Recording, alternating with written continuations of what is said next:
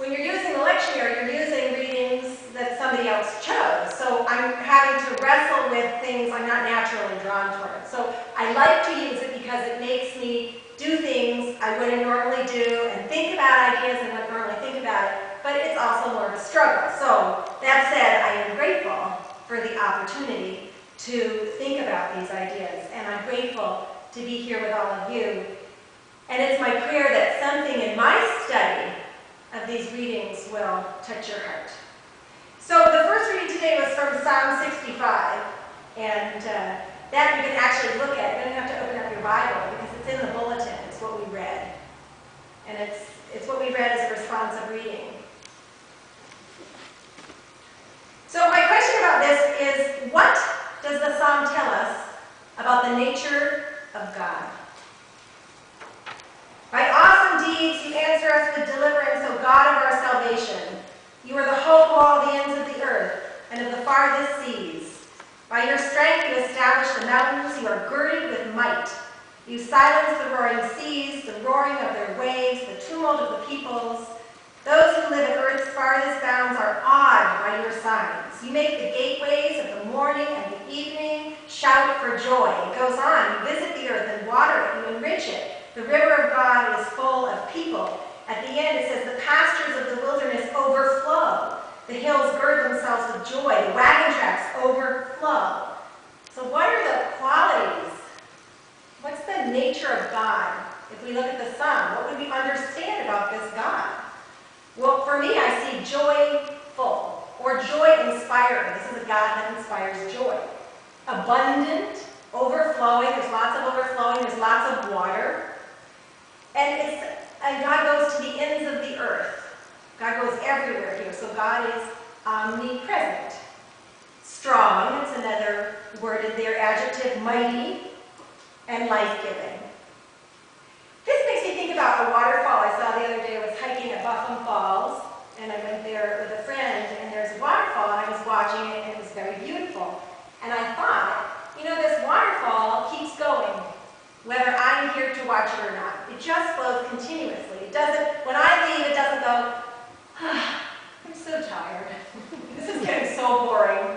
I don't think I want to do this anymore. It just keeps flowing. And to me, that's part of what's captured in this psalm. This psalm presents an awesome and comprehensive picture of God. The giving nature of God as good, continuous, quenching our thirst, a productive God, offering complete, overflowing sustenance. It's pretty powerful. So I want you to hold that image in your mind while we look at Joel. And if you want to, you can crack open your Pew Bible. It could be a fun test to be like, where is Joel? Because it's a very small book. The book of Joel, the reading was from chapter 2, line 23.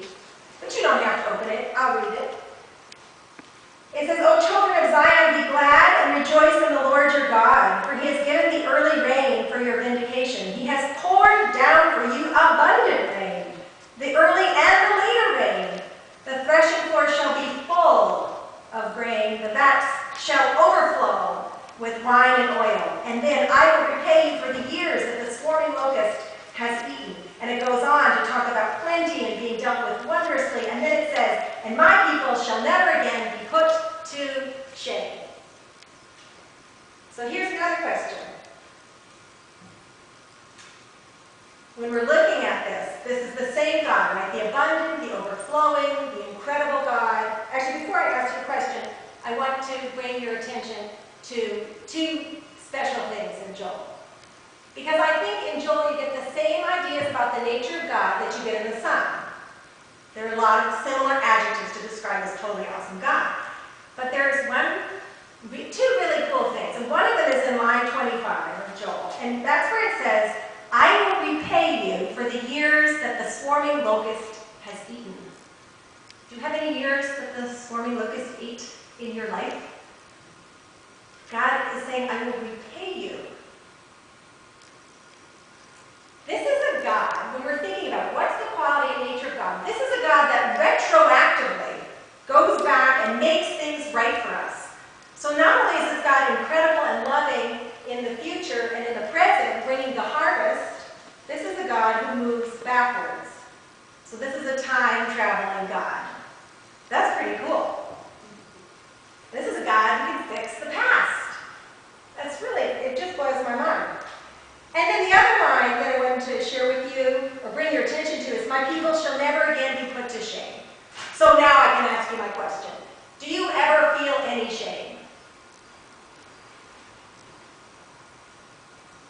You don't have to answer out loud or anything. What about the tax collector and the Pharisee? Do you see that either of them is in shame?